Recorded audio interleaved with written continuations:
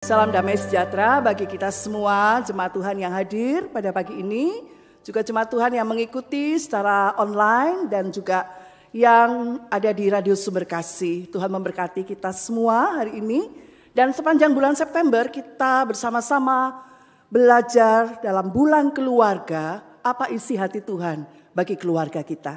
Mari kita siapkan hati, kita mau doa sebelum kita renungkan firman Tuhan. Mari berdoa. Bapa yang baik, terima kasih hari ini Tuhan mengundang kami datang di rumah-Mu yang kudus. Terima kasih masih ada kesempatan untuk kami boleh beribadah, menyembah Tuhan, memuliakan Tuhan. Kiranya apa yang kami lakukan sepanjang ibadah ini menyenangkan hati-Mu ya Tuhan. Dan pagi ini tiba saatnya kami mau membuka Alkitab, merenungkan firman-Mu. Buka hati kami untuk menerima firman-Mu dan menjadi pelaku-pelaku firman. Berkati hamba-Mu dengan segala kelemahan dan keterbatasannya. Di dalam nama Tuhan Yesus kami berdoa. Amin. Mari kita membuka Alkitab kita dari Kisah Para Rasul pasalnya yang ke-16. Kisah Para Rasul pasal yang ke-16. Kita akan baca ayat 25 sampai ayat 34. Kita akan merenungkan di bawah satu tema memenangkan keluargaku bagi Kristus.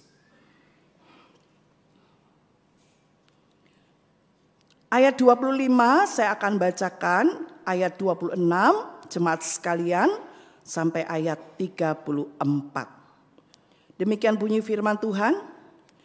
Namun kira-kira tengah malam Paulus dan Silas berdoa dan menyanyikan puji-pujian kepada Allah dan orang-orang hukuman lain mendengarkan mereka.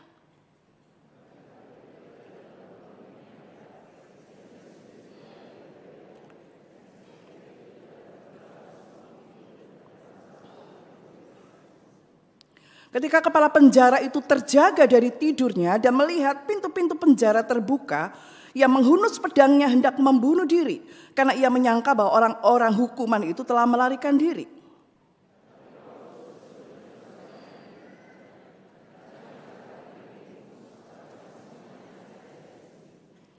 Kepala penjara itu menyuruh membawa suluh lalu berlari masuk dan dengan gemetar sujudlah ia di depan Paulus dan Silas.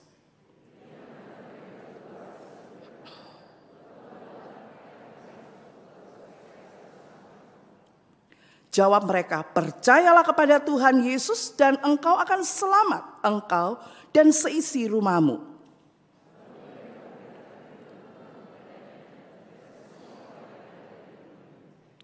Pada tengah malam itu juga kepala penjara itu membawa mereka dan membasuh luka mereka. Seketika itu juga ia dan keluarganya dibaptis.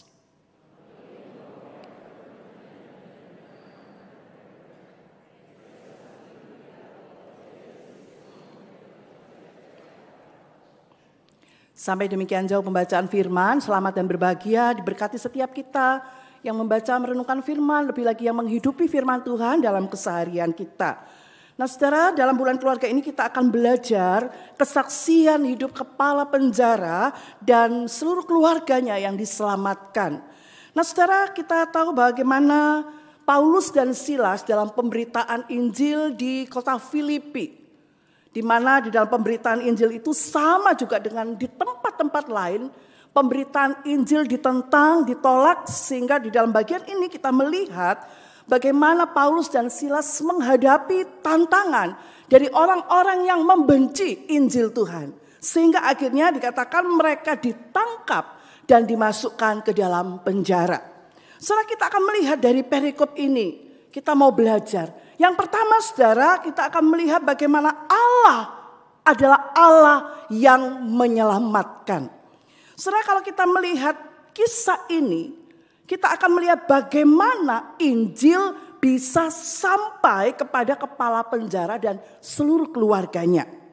Nah saudara, kalau kita melihat di dalam ayat-ayat yang kita baca tadi, malam itu terjadi suatu peristiwa yang luar biasa. Gempa bumi yang hebat. Bukan fenomena alam biasa, Tetapi sesuatu yang luar biasa dan sepanjang sejarah dunia belum pernah terjadi hal yang seperti ini. Di situ dikatakan bahwa Alkitab mencatat gempa bumi yang hebat itu membuat sendi-sendi penjara goyah dan semua pintu dan belenggu dari para narapidana itu terbuka. Secara Alkitab mencatat di sini bagaimana peristiwa pada malam itu. Dan kepala penjara yang begitu dia terjaga, terbangun dari tidurnya, dia syok melihat keadaan itu. Dan dia hanya berpikir ada dua tahanan penting, Paulus dan Silas, dan bersama narapidana lain yang akan kabur melarikan diri karena penjara itu sudah terbuka. Nah saudara-saudara, kita tahu bagaimana seorang kepala penjara yang tidak melaksanakan tugasnya dengan baik, tentu dia akan beresiko dalam pekerjaannya itu dan tidak main-main lagi. Dia akan mendapatkan hukuman mati. Nah saudara yang kasih di dalam Tuhan, kita melihat peristiwa gempa bumi, sebuah fenomena alam. Tetapi di sini kita melihat semua terjadi dalam rencananya Allah. Paulus dan Silas tidak direncanakan ya masuk ke dalam penjara. Dan malam itu kepala penjara pun tidak tahu dua orang ini dan tidak pernah tahu bahwa gempa bumi itu akan terjadi. Nah saudara, justru karena peristiwa malam itu, karena gempa bumi yang dahsyat itu, Injil bisa diterima oleh kepala penjara dan keluarganya. Justru lewat pengalaman itu, kepala penjara dan seisi rumahnya percaya dan menerima Tuhan.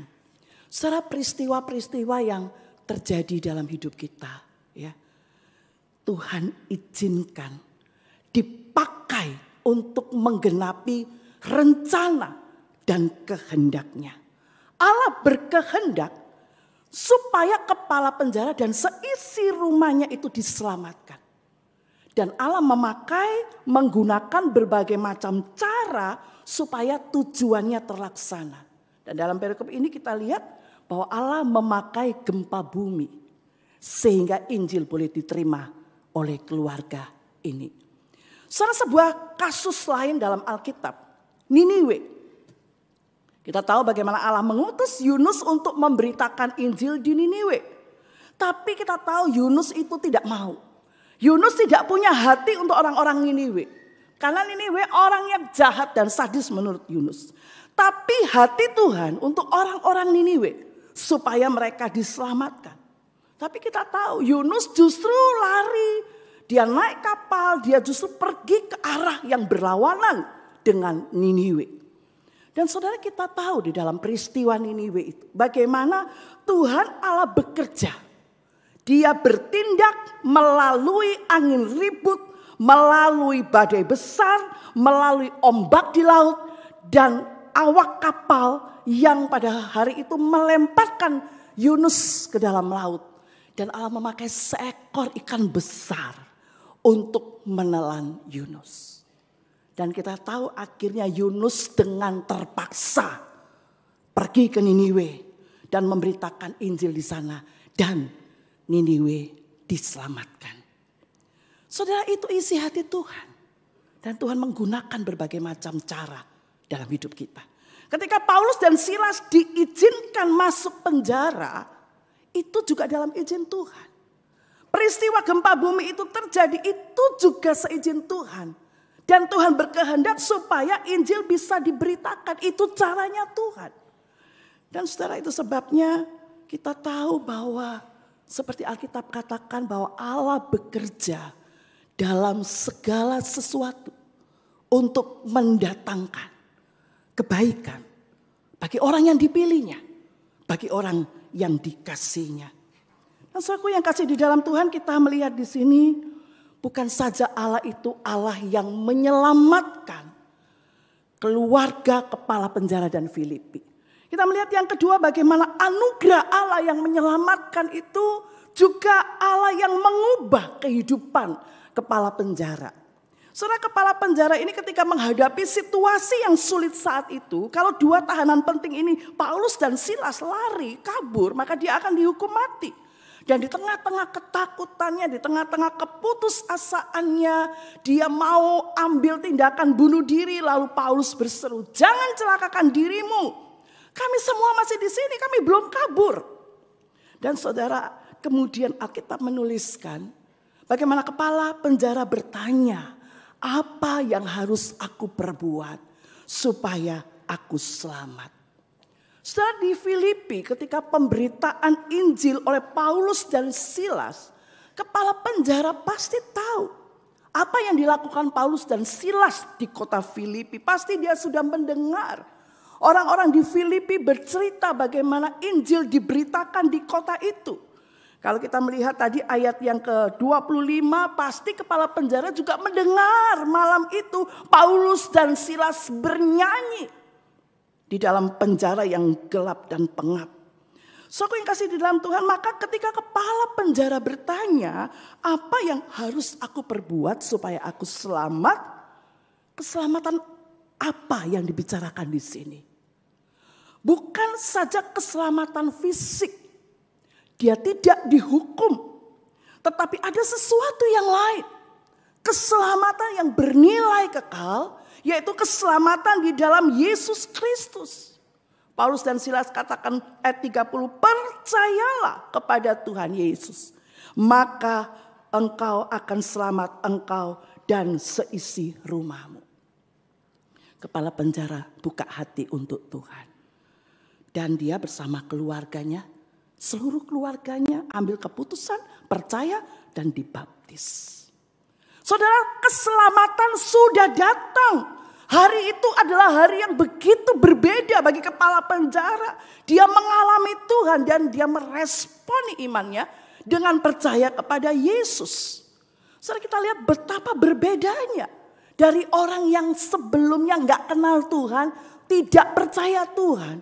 Akhirnya mengalami anugerah Tuhan yang menyelamatkan dia. Dari seorang yang gak punya harapan, yang putus asa, akhirnya dia memiliki secerca harapan, harapan yang baru.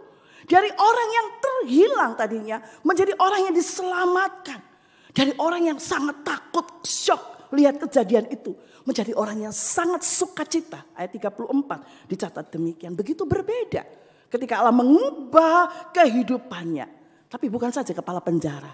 Dan Alkitab katakan seisi rumahnya percaya kepada Allah. Saudara kasih dalam Tuhan, apa yang dimaksud dengan seisi rumahmu di sini? Apakah jika seorang suami dia percaya kepada Yesus, dia beriman kepada Yesus, berarti istri dan anak-anaknya akan diselamatkan, akan masuk surga, sekalipun ada mungkin anggota keluarga yang belum percaya kepada Tuhan. Apakah maksud ayat ini sering dipahami bahwa satu orang percaya dalam sebuah keluarga, maka seluruh keluarga itu akan diselamatkan. Misalnya dalam keluarga kita ada 5 orang. Satu orang percaya kepada Yesus, beriman kepada Yesus, maka 4-empatnya ini semua otomatis diselamatkan. Saudara, apalagi kalau kita melihat ya dalam akhir kisah ini, seisi rumah kepala penjara itu dibaptis. Ya. Jadi kita berpikir ini wah keputusan satu orang membawa dampak bagi keluarganya. Saudara, ini pemahaman yang tidak tepat ya.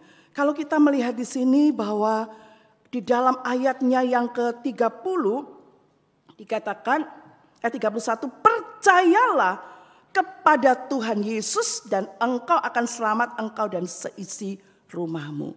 Saudara, di dalam teks asli bahasa Yunani ya, susunan kalimat atau kata itu seharusnya berbunyi demikian. Hai kamu dan seisi rumahmu, percayalah kepada Yesus dan engkau akan selamat. Jadi yang ditekankan di sini kalimat perintah. Percayalah kepada Yesus dan engkau akan selamat. Saudara, yang kedua, bagaimana keselamatan yang sudah diterima seseorang seharusnya berdampak kepada seisi rumahnya. Seharusnya iman yang dimiliki oleh seseorang itu akan ditularkan kepada orang seisi rumahnya sehingga mereka boleh diselamatkan. Dan saudara, di dalam teks asli bahasa Yunani, kata engkau dan seisi rumahmu itu bukan dalam bentuk jamak, ya, beberapa orang, plural, tetapi bentuknya tunggal. Artinya siapa yang percaya, dia yang akan diselamatkan. Saudara, jadi bukan berbicara keputusan satu orang lalu seisi keluarganya otomatis selamat, tidak saudara. Ya, keselamatan itu bukan buy one get one, ya, beli satu gratis satu, enggak saudara.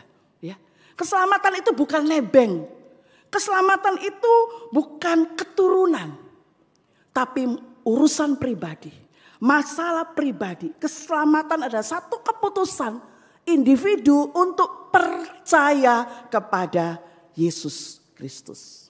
Jadi sekali lagi, orang tua percaya, belum tentu anak-anaknya diselamatkan. Setiap individu harus ambil keputusan untuk menerima Yesus sebagai Tuhan dan Juru Selamat. Dan dari konteks kisah ini Bapak Ibu, kita mendapati bahwa keluarga penjara, kepala penjara ini tidak langsung otomatis percaya. Saudara baca ayat 32. Paulus berkhotbah kepada seluruh keluarga. Berarti firman Tuhan disampaikan. Injil diberitakan kepada seisi rumah kepala penjara sehingga pada akhirnya mereka dibaptis. Bukan karena satu kepala keluarga yang percaya, tapi setelah mereka dengar firman, setelah mereka menerima Injil, kemudian mereka meresponi dengan percaya. Jadi sekali lagi, anugerah keselamatan itu tidak pernah terjadi otomatis. Tetapi harus ada respon iman. Setelah ketika ayat 34 ditulis, ketika kepala penjara itu hatinya terbuka untuk Injil, seluruh keluarganya juga terima Tuhan, dibaptis, maka peristiwa ini menjadi mujizat.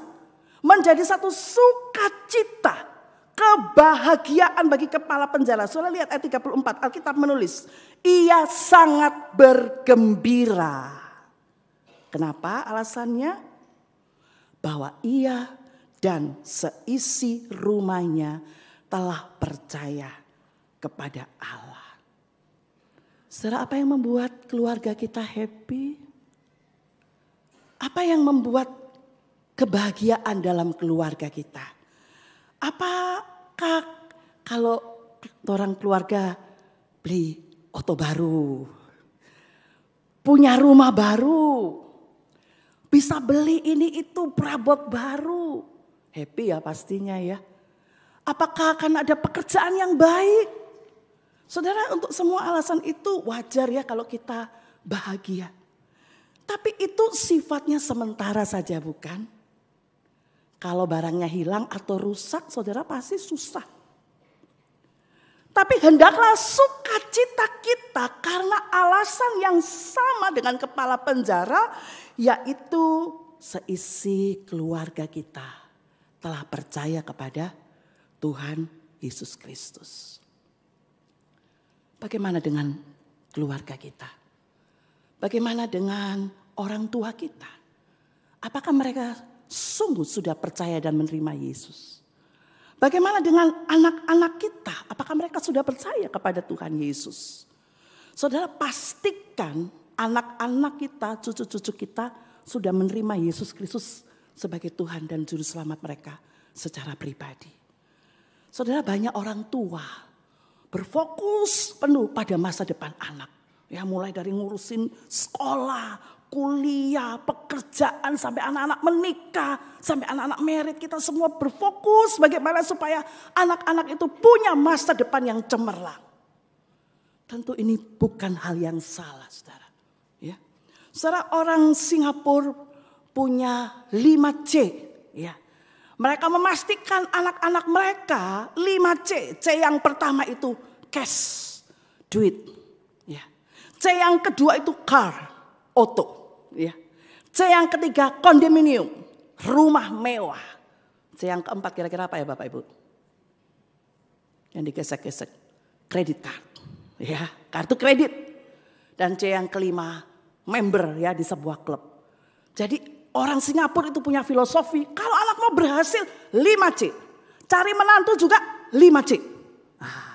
Saudara kasih dalam Tuhan bukan hal yang salah ya. Tetapi ada yang lebih utama, yaitu keselamatan jiwa mereka. Keselamatan jiwa anak-anak kita. Saudara, siapa yang tahu umur anak-anak kita? Siapa yang bisa tahu umur cucu-cucu kita sampai umur berapa? Andaikan kita tahu tinggal beberapa bulan lagi. Andaikan kita tahu anak-anak kita umurnya tinggal beberapa tahun lagi. Apa yang akan kita lakukan, saudara? Pastikan mereka sudah menerima Yesus Kristus sebagai Tuhan dan Juru Selamat. Beberapa waktu yang lalu saya memastikan ini kepada 3 anak saya. Saya khawatir saudara, saya takut, saya ini hamba Tuhan, khotbah, melayani, jangan-jangan 3 anak sendiri tidak selamat. Jadi saya memastikan kepada mereka, saya tanya satu-satu, apakah kalian sudah menerima Yesus sebagai Tuhan dan Juru Selamat? Masa depan di bumi kita bisa berusaha supaya anak itu sukses, berhasil, mapan, bahagia. Tapi ingat saudara, ada kekekalan. Hidup kita bukan saja berakhir sampai di bumi ini, tapi berlanjut kekekalan. Dan dalam kekekalan tinggal 2. Binasa dalam kekekalan atau hidup dalam kekekalan di sorga. Setelah bulan lalu adalah bulan misi. Bulan ini adalah bulan keluarga. Apa isi hati Tuhan tentang keselamatan? Bahwa bukan saja Tuhan ingin saudara-saudara diselamatkan. Tapi Tuhan ingin juga keluarga kita diselamatkan. Saudara, ladang misi kita yang pertama bukan di tempat yang jauh di pedalaman. Ladang misi kita yang pertama di mana, saudara? Ladang misi kita yang pertama di keluarga, family, di rumah sendiri. Itu ladang misi kita yang pertama, saudara. Beritakan Injil mulai dari orang yang paling dekat dengan kita. Tapi seringkali menjadi satu pergumulan Bapak Ibu. Memberitakan Injil atau menjadi seorang yang berada di antara tengah-tengah keluarga yang belum percaya kepada Tuhan. Ini jadi satu pergumulan tersendiri Bapak Ibu. Karena memang paling sulit memenangkan jiwa di tengah keluarga. Karena keluarga itu udah kenal kita ya. Keluarga itu udah tahu jeleknya kita. Luar dalam kita mereka udah tahu saudara. Jadi sangat sulit untuk membuat Injil itu diberitakan. Tapi saudara bukan hal yang mustahil. Bukan hal yang tidak mungkin. Apa yang harus kita lakukan saudara? Saudara, kita harus menyatakan perubahan hidup. Setelah saya jadi orang Kristen, setelah saudara jadi orang Kristen, apa perubahan hidupmu? Itu harus dilihat jelas sehingga dalam bersaksi kepada keluarga, perbuatan kita akan berbicara lebih keras daripada perkataan kita. So, kasih dalam Tuhan, perubahan hidup itu terjadi sesuatu yang berbeda. Itu akan mengesankan mereka. Sehingga mereka ingin tahu siapa yang mengubah hidup kita. Dan itu menjadi satu kesempatan untuk kita mudah memberitakan Injil di tengah-tengah keluarga yang belum percaya. Tapi saudara maafkan kalau kesaksian kita enggak bagus, kalau kesaksian kita jelek di tengah-tengah keluarga, kita akan sulit memberitakan Injil kepada mereka. Saudara, ada orang kalau di kantor, di tempat dia bekerja, di gereja, aduh ramah sekali ketemu orang shalom, shalom. Wah ramah, sabar sekali. Tapi itu di luar saudara. Di luar, kalau di dalam rumah monster.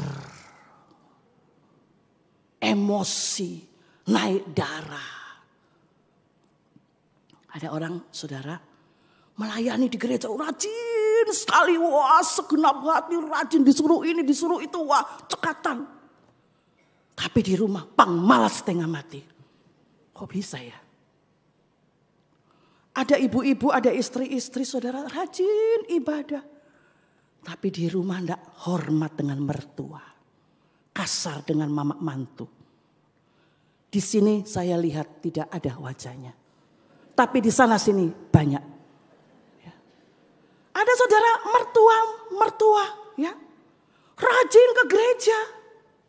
Tapi tidak sayang menantu. Kasar, jahat kepada menantu. Nah, menantunya belum percaya kepada Tuhan. Bagaimana menantunya mau mengenal kasih Tuhan? Saudara, ada suami punya simpanan, bukan deposit saudara. Wanita idaman lain.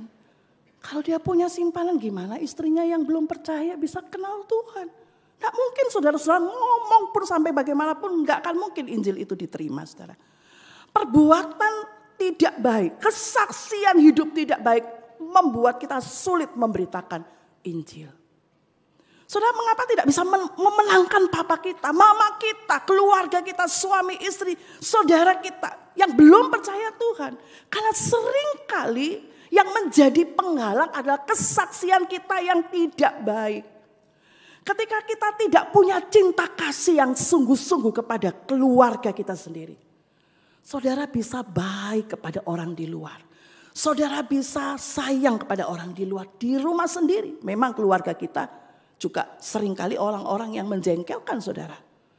Tapi Alkitab menyatakan bahwa kita harus mengasihi mereka. Kalau saudara pun harus mengampuni mereka. Lepaskan pengampunan untuk mereka. Kalau kita punya kesaksian hidup yang baik. Kalau kita sungguh-sungguh mengasihi mereka. Alkitab katakan Injil itu kekuatan Allah. Injil itu untuk orang boleh percaya. Kalau dengan hati yang mengasihi. Dengan kesaksian hidup yang baik. Ini Injil tidak bisa ditolak Bapak Ibu. Bagi kita yang bergumul dengan keluarga kita yang belum percaya. Atau yang sudah kenal Tuhan tapi masih hidup tidak di dalam Tuhan. Teruslah mengasihi mereka, teruslah mendoakan mereka. Masukkan sisip dalam doa, sebutkan setiap hari berdoalah. Supaya satu waktu, satu momen Roh Kudus mencelikkan mata mereka. Saudara pakai setiap kesempatan, pakai setiap momen sekecil apapun untuk memberitakan kasih Tuhan. Saudara sepasang suami istri, mereka bukan orang Kristen. Keluarga mereka, keluarga besar juga bukan orang Kristen. Ya. Tapi mereka menceritakan bagaimana anak mereka yang disekolahkan di sekolah Kristen, dididik menurut iman Kristen. Nah karena sekolahnya di sekolah Kristen, anak ini harus diminta untuk pergi ke gereja. Dan harus buat catatan untuk mencatat firman Tuhan di gereja. Nah saudara karena orang tuanya pikir ya karena ada tugas itu.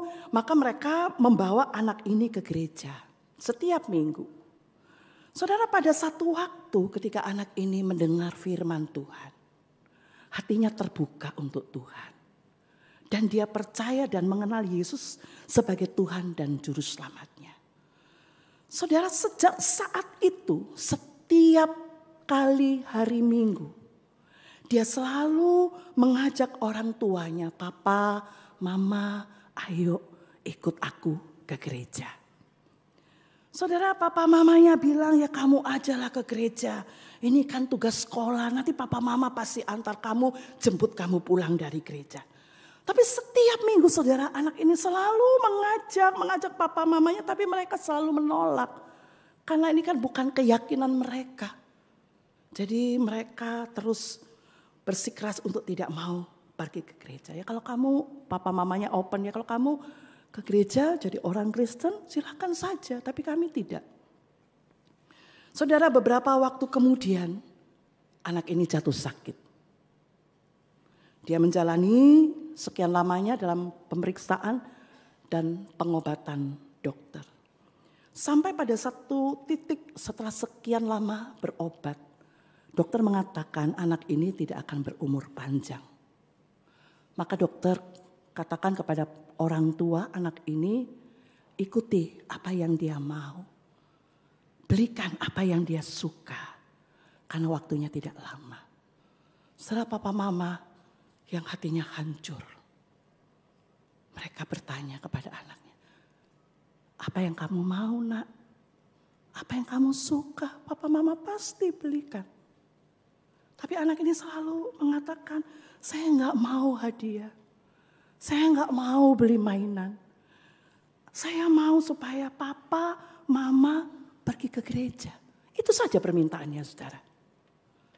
Dan saudara, hamba Tuhan, pendeta datang berkunjung, mendoakan anak ini, mendoakan orang tuanya. Sampai pada satu kondisi di mana anak ini sudah semakin lemah. Nafasnya tinggal satu-satu. Anak ini sekali lagi berkata, papa, mama, ayo pergi ke gereja. Dan papa mamanya dengan hancur hati, papa mamanya janji, kalau kamu sehat, kalau kamu sembuh, papa mama pasti ke gereja. Tapi anak ini tidak sembuh. Di momen terakhir saudara, sebelum Tuhan panggil, anak ini mengambil tangan papanya, mengambil tangan mamanya, lalu dibawa didekap ke dadanya. Dan dia berkata, papa, mama, kalian harus pergi ke gereja. Supaya nanti kalau kita semua meninggal dunia, kita akan sama-sama lagi di sorga. 2 minggu sesudah anak ini meninggal, papa mamanya datang ke gereja. Sampai pada satu momen kedua orang tua ini percaya dan menerima baptisan. Lalu men-sharingkan kepada jemaat. Awal mula mereka pergi ke gereja 2 minggu setelah kematian anak ini. Hanya satu, kami bertanya-tanya apa sih yang diajarkan gereja. Mengapa anak ini selalu ingin supaya kami pergi ke gereja. Hanya seorang anak kecil saudara. Tidak pandai ngomong. Tidak bisa menjelaskan doktrin tentang iman Kristen. Hanya satu saja yang sederhana, kesaksian sederhana. Papa mama ayo ke gereja, papa mama datang ke gereja. Dan hal yang sederhana ini dipakai Tuhan untuk menyatakan anugerah keselamatan kepada kedua orang tuanya. Setelah bagi kita yang saat ini bergumul dengan anggota keluarga kita yang belum percaya kepada Tuhan. Mungkin sudah sekian tahun sudah berdoa untuk mereka. Saudara jangan menyerah. Saudara tetap percaya, tetap mengasihi mereka, tetap berdoa untuk mereka. Tetap menjadi saksi Tuhan dengan kesaksian hidupmu yang baik. Dan terus memakai setiap momen sekecil apapun, sesederhana apapun. Untuk terus menceritakan kasih Tuhan. Kita sungguh rindu agar seisi keluarga rumah kita diselamatkan oleh Tuhan.